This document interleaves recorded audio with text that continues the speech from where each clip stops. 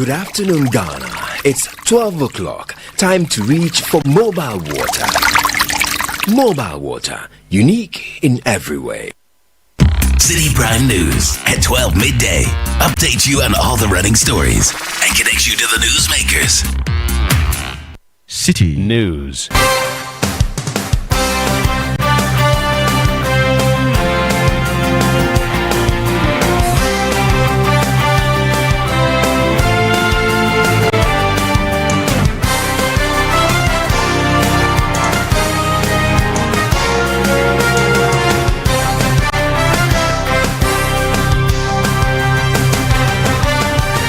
Hello, good afternoon and welcome to the Citi Prime News. The news is live from our studio at Adabraka in Accra. I am Zoe Abube-Eduardo. Coming up, some local government staff petitioned 4 key ministries over their unpaid 17-month salaries. The truth of the matter is that some of our colleagues, we work for more than 1 year. We have not received our salary. So we are just here to petition to the authority to help us. Also, academic activities at the Dr. Hila Liman Technical University grind to a halt following an indefinite strike by the university's chapter of TUTAG. And we are saying that give us a scheduled payment of how you are going to clear the remaining 34 months arrears. If they are redressed, then we move back to the classroom and restore our service. Still ahead, Avetakpo residents appeal for urgent help as mysterious skin disease affects over 30 people, and later, Boko Presbyterian nursing students assured of possible reopening after closure of the school for 5 months amid security concerns. So they have assured us that today, tomorrow, they will conclude to take security intelligence and they will give us the go-ahead as to what to do. I'm sure by close of day or tomorrow, we will have a favorable response from them. This bulletin is live across our partner stations. In the Western region, we're on Beach 105.5 FM and Sky Power FM, both in Takrady. In the Bono region, J Live 95.5 FM in Sunyani. Ashanti region, Focus 94.3 FM in Kumasi and Orange 107.9 FM also in Kumasi. Volta region, Revival 99.3 FM in Tajivu. Northern region, Radio Bembela 91.9 FM. Upper East, Tanga 93.7 FM in Bolga. And in the Upper West region, we're on Tunsong 97.3 FM in Wa and Drapa 96.1 FM. Across the globe, we are live on citinewsroom.com. Citi Prime News at 12 midday. Update you on all the running stories and connect you to the newsmakers. Thank you for your time this afternoon. Now, a group of unpaid local government staff has petitioned 4 government institutions over the non-payment of salaries for 17 months. The institutions include the Civil and Local Government Staff Association of Ghana, the Ministry of Finance, the Ministry of Labour, Jobs and Employment, and the Ministry of Local Government, Chieftaincy and Religious Affairs. The group has expressed frustration, stating that several attempts to secure payment have been unsuccessful. Speaking to Citi News, one member who wished to remain anonymous urged the institutions to take swift action and ensure their salaries are paid. The truth of the matter is that some of our colleagues, we work for more than 1 year. We have not received our salary. So we are just here to petition to the authority to help us. So we are just petitioning to those 4 key ministries to also put their man in it and plead on our behalf so that our colleagues will be settled. Because some of us are going through a lot. That is it, Mama. For now, when we went, they said they are working on it. They are working on it. So we should take our time. So we should take our time. That's all that they have been telling us, all of this one. That they are working on it. So we should take our time. Today when we were, they said they will work on it. So we should give them a few time. They are working seriously to appoint the Minister of Finance to see how they can solve our issue with us. So we are still pleading. But the issue is that we are not here to accuse anybody. We are here to just plead. This will come to our aid and help us. So that is it. Most of our colleagues are going through a lot. You heard the member of the unpaid local government staff speaking to Citi News on condition of anonymity. Now, academic activities at Dr. Hila Liman Technical University have come to a standstill following an indefinite strike declared by the university's chapter of the Technical University Teachers Association of Ghana, TUTAG. The industrial action, which began today, is as a result of management's prolonged failure to address several key concerns raised by the association over the past 2 years. Speaking to Citi News, Chairman of the Dr. Hela Liman Technical University branch of TUTAC, Samadu Kamwini, explained that the strike was declared after repeated engagements with the university's management and the Ghana Tertiary Education Commission failed to yield meaningful results. As at the time we were discussing, they have not indicated any scheduled plan as to how they are going to clear the arrears. And we are saying that give us a scheduled payment of how you are going to clear the remaining 34 months arrears. And then you give, you also make sure that the current year, 2025, doesn't also go into arrears again. I think these are just basically what we are demanding. So those are the demands that we are just seeking for. If they are redressed, then we move back to the classroom and restore our services. Samadu Kamwini is chairman for the Dr. Hela Liman Technical University branch of the Technical University Teachers Association of Ghana, TUTAC. Now, private legal practitioner Martin Pegbu has urged the National Security to re-investigate the encroachment on Northern Development Authority lands in Accra. On January 10 last year, the Operation Recover or Loot Committee, chaired by Samuel Kujuto Ablakwa, conducted a fact-finding visit to the NDA office in cantonments to investigate allegations of land encroachment. Following the committee's intervention, all ongoing construction, including a fence wall, was halted and demolished. In an interview with Citi News, Martin Pegbo expressed concern over the apparent disregard for the committee's directives, warning of potential security risks. We reported the matter to National Security. So National Security then, because of its security implications, came in and had the wall demolished, meaning that government had stepped in to prevent the transaction from going forward. So I'm extremely surprised that a few months on, the wall has been rebuilt by the private developer. It was made clear to the private developer that government was taking charge of the land. We can smell something fishy. So the management will not be the right persons to help us in this matter. I think National Security should, because that land shouldn't go to a private developer. It's not in our public interest to do such a thing at this time, with all the emphasis I can start. The workers should join in our efforts to bring national security back into the picture to see what can be done. Because quite obviously, this is not land that the state should lose to a private developer. I don't see it. The NDA itself needs such land to be able to move forward with its own projects and, future expansion, etc. Martin Pegbu is a private legal practitioner. Now, the Private Health Facilities Association of Ghana says its member facilities have started receiving payment alerts from the National Health Insurance Authority. This comes just days after the association suspended health insurance services for NHIS card holders over unpaid claims dating back to September last year.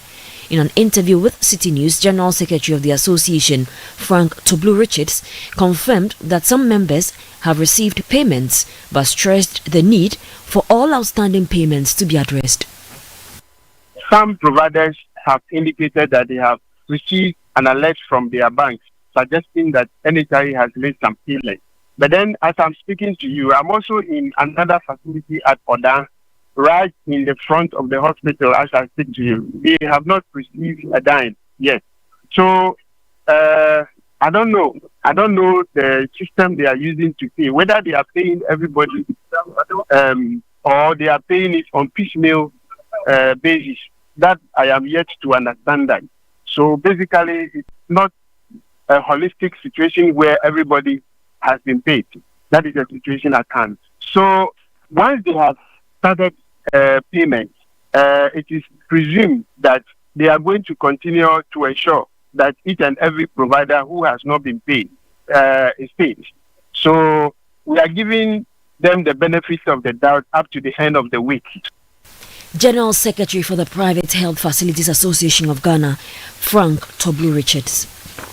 Now, the Presbyterian Health Service North has assured students of the Presbyterian Nursing Training College in Boko of plans to reopen the school, which was closed due to security concerns. The assurance follows a student protest yesterday demanding the reopening of the college, which has remained closed since November last year. Speaking to Citi News, board chairman of the Presbyterian Health Service North, Reverend James Awuni, indicated that the matter has been handed over to the Upper East Regional Security Council and is expected to be finalized within the week, paving way for a possible reopening. Because of the security issues in Boko, we applied to the regional minister, who is the chairman of the Regional Security Council, the RESEC, that we want to open the school, but due to the complex situation, we don't know what to do. They said they were going to take it up with the regional police commander. So they have assured us that today, tomorrow, they will conclude to take security intelligence and they will give us the go-ahead as to what to do. So we are waiting for them. I'm sure by close of day or tomorrow, we will have a favorable response from them as to the next line of action. Reverend James Awuni is board chairman of the Presbyterian Health Service North. Now, the Director General of the National Disaster Management Organization, NADMO, Dr. Joseph Bikanyi Kuyong, has announced plans to demolish buildings and structures on waterways and wetlands across urban settlements in the country. His comments follow the establishment of an anti-flood task force by President Mahama with a mandate to mitigate the impact of floods this year. Speaking on the Citi Breakfast Show, Dr. Kuyong stated that NADMO is working closely with relevant state agencies to address the factors contributing to flooding. It's obvious that to solve a problem, there must be some discomfort. So people would have to incur some kind of displeasures based on the actions that would be taken to ensure that the rest of us are safe. It is obvious that some structures will have to be pulled down. It's obvious that people who have already started filling these places will be asked to stop and will re-dredge those places to restore them to their original state where they can play the role they are supposed to play. Because the ecosystem is disturbed. If you don't restore it, what it means is that the people, the lives that are in this system will suffer. That is me and you. So there will be dredging. There will be demolitions. We have to do it if we want to ensure that the flooding that is envisaged, we effectively manage or combat it. He also added that NADMO officials are being stationed at the forecast rooms of the meteorological agencies to receive early warning signals and trigger anti-flood response strategies. As to how the demolition is going to be carried out, I think we don't do some of these things with a layman's eye. We have engineers, we have technocrats that are going to be part of this team. They would advise where structures are supposed to be pulled down. They will.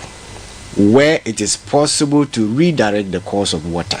We are human beings. Nobody wants to unnecessarily cause discomfort to anybody. And so if it is possible to change the direction of water and not necessarily tamper with people's property, that will be done based on the technical advice that we will get from members of the team.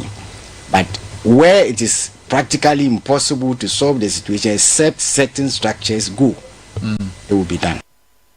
Dr. Joseph Bikanyi Kuyong is Director General of the National Disaster Management Organization, NADMO. You're still listening to the City Prime News. Still to come, Avetakpo residents appeal for urgent help as mysterious skin disease affects over 30 people. Please stay tuned. We'll bring you the details shortly. City Prime News at 12 midday.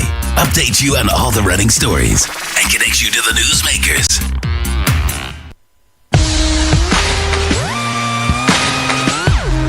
Looking for the latest buzz in Ghana's entertainment world? Welcome to Ghana Weekend, your ultimate destination for all things creativity and entertainment. Stay in the loop with breaking news, exclusive interviews, and then insider stories from your favorite creatives and stars. From music, movies, fashion and art, lifestyle and culture, Ghana Weekend brings it all together. Get a daily dose of entertainment, discover new talent, and never miss out on the creativity that defines our vibrant culture. Stay connected with us across all platforms. Follow us on Instagram with the handle Ghana Weekend, on X Ghana Weekend, on TikTok Ghana Weekend, at Ghana Weekend TV on YouTube for the latest in entertainment, travel, and everything Ghana. Don't miss out. Join the Ghana Weekend family today. Ghana Weekend, where entertainment meets creativity. Visit GhanaWeekend.com now. Citi Prime News at 12 midday. Update you on all the running stories and connect you to the newsmakers. Thank you for staying with us on the Citi Prime News. Now, community members in Avatakpo in the Whole West District of the Volta region are calling for swift medical intervention to prevent the spread of a strange skin disease. So far, about 30 people out of the community's population of over 200 have been affected, including children. The cause of the disease remains unknown. Health officials visited the community last week to assess the situation, but residents say they have not returned since. Some affected individuals and parents of the infected children who spoke to Citi News described the condition as troubling and appealed for urgent assistance.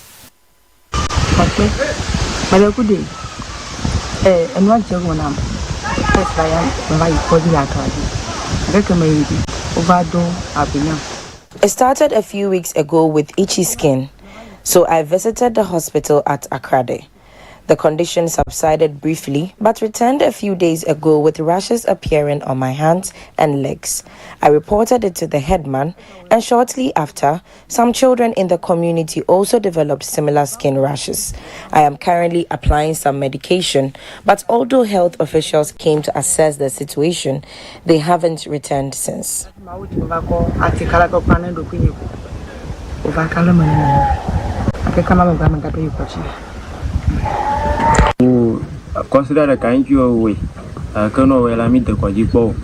The symptoms started about a week ago, but we didn't go to the hospital because it's about 25 kilometers away. Health officials did visit the community, but they have not returned yet. Not be 25 kilometers. Walkway clinic.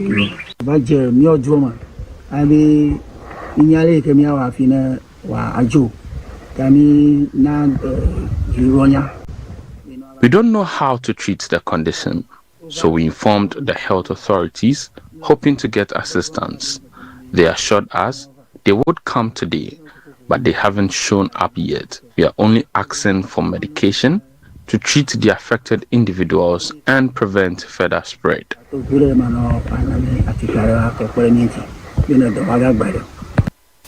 You heard some community members in Avatakpo in the Whole West District of the Volta region.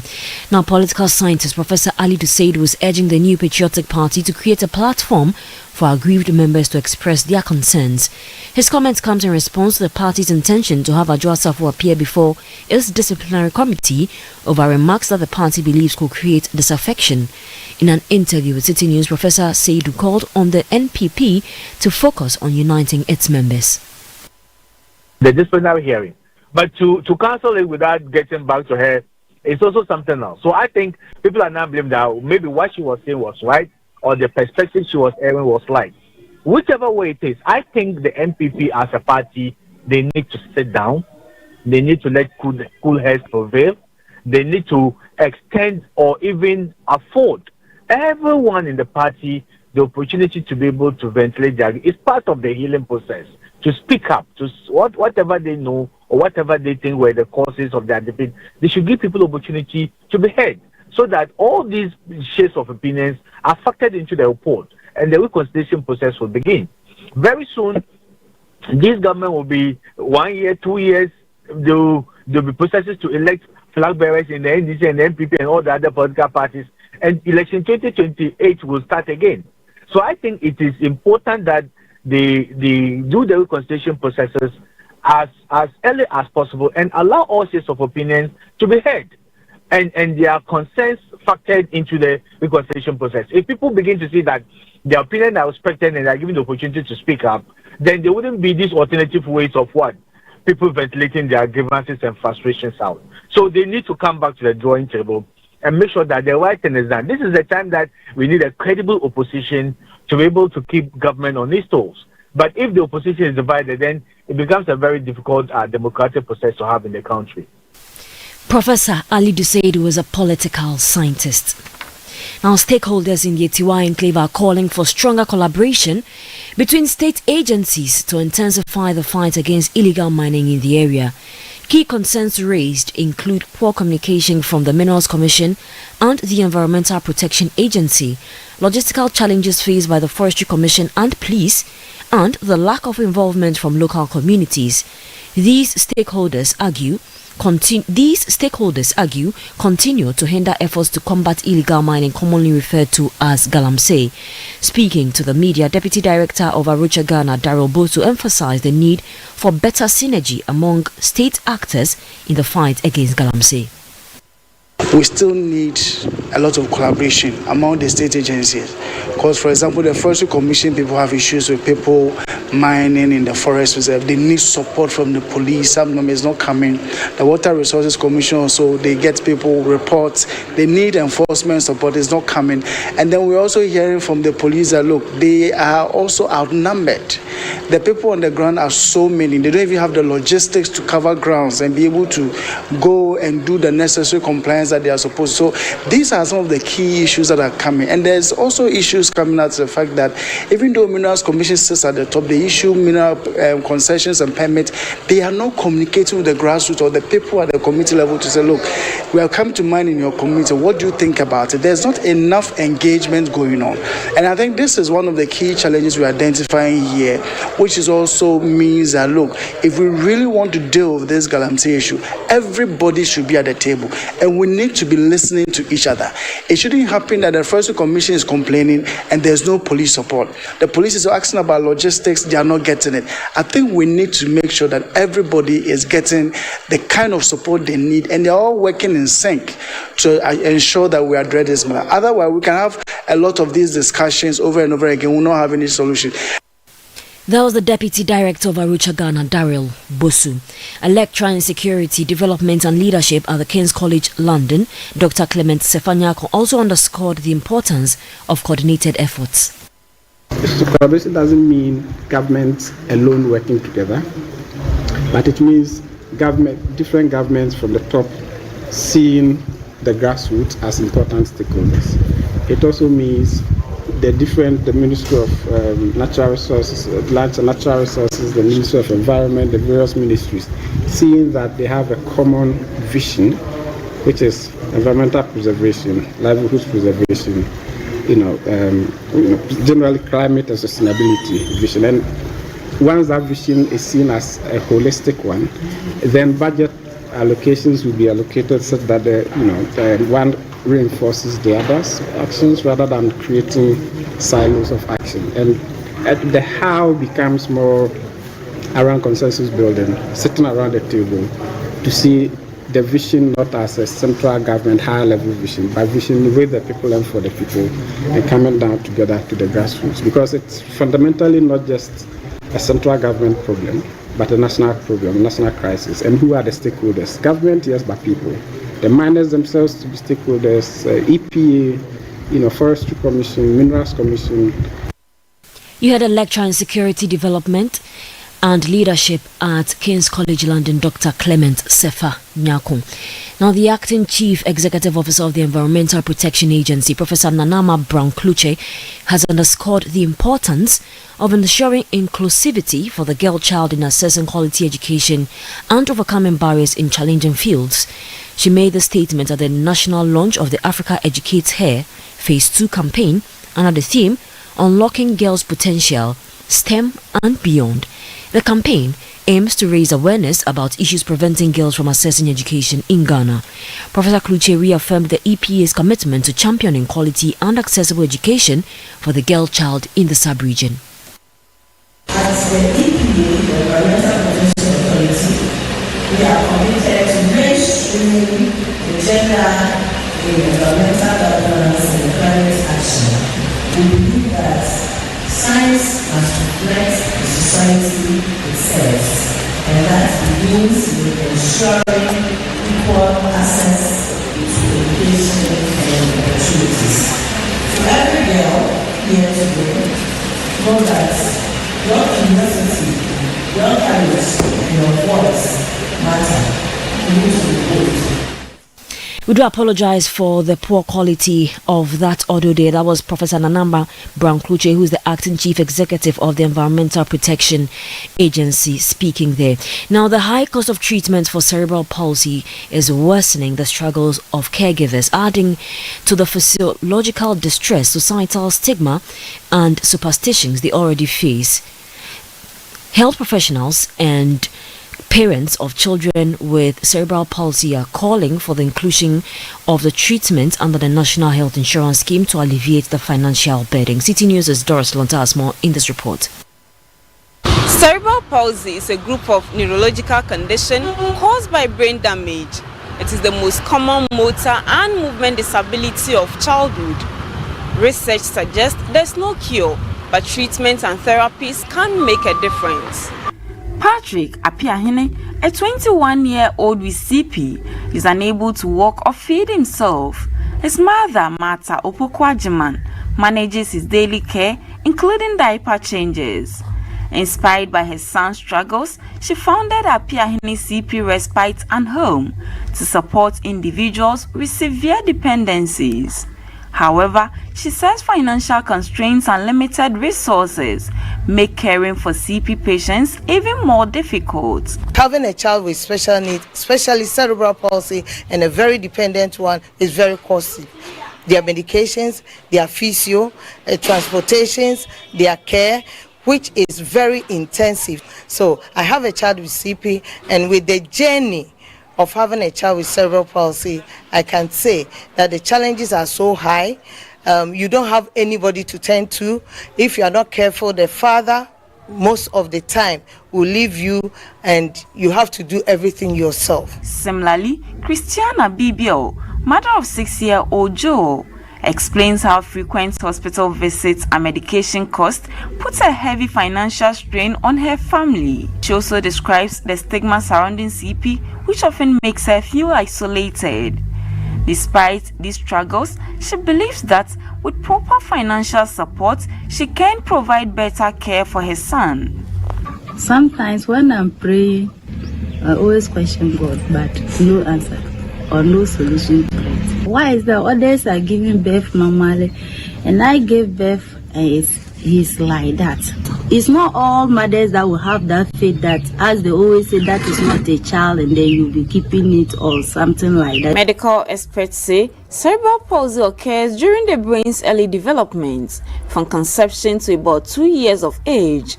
Various factors contribute to the condition, including maternal infections, alcohol use during pregnancy, diabetes, congenital heart disease, sickle cell disease, and infections after birth. According to Dr. Charles Hammond, a consultant pediatric neurologist at the Konfanochi Teaching Hospital, birth asphyxia, a lack of oxygen during delivery, is the leading cause of CP in Ghana. He attributes this to inadequate resources and a shortage of skilled health professionals in maternity wards. We still have challenges with resources and also with human, not only material resource or infrastructure, but also human resource. And as at this day, a lot of labor goes on unsupervised. We don't seem to have a lot of, we have a lot of midwives, okay, yes, but we should complement that with a lot of pediatricians also, so that we have pediatricians or neonatologists attending to deliveries. Globally, 1 in every 200 newborns is diagnosed with cerebral palsy. However, Dr. Hammond suggests that Ghana's prevalence could be higher, although the lack of comprehensive research makes it difficult to determine accurate figures. That was a report put together by Citi News' Doris Lonta. That'll be all for this edition of Citi Prime News, which came to you live from our studio at Adabraka in Accra. I am Zoe Abubeidwado. For more news, please log on to citinewsroom.com. Have a good afternoon. City News, we speak first.